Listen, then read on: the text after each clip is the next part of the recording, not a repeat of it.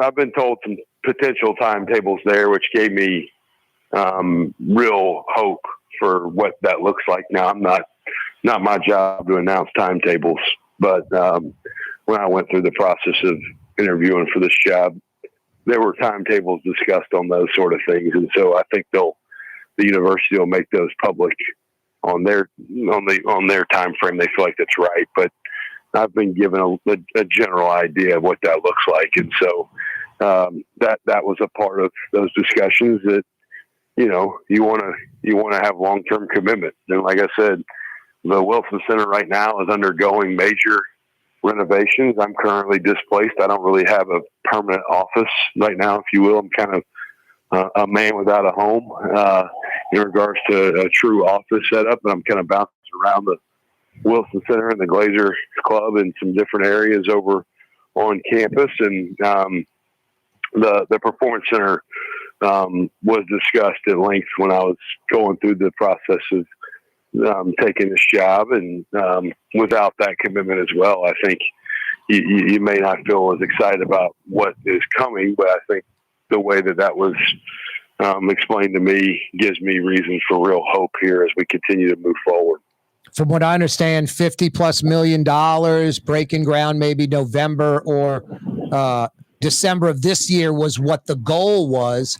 Now, I'm not quite sure if that is the goal or not. Does any of that worry you, or not really?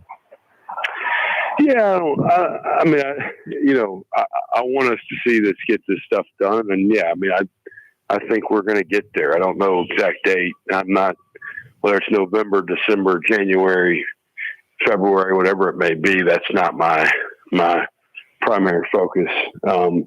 But us having a target and pushing forward and having a plan is, I believe, is in place. And so, the universities give me every reason to believe that we're going to head down that path. And there are some things that have to happen strategically to be able to push the button on go.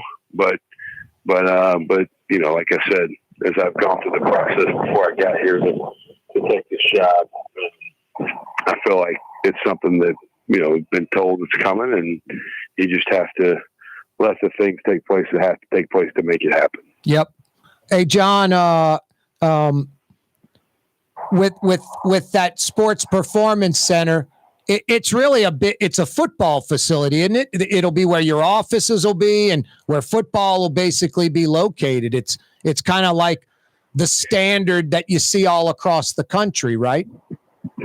Yeah.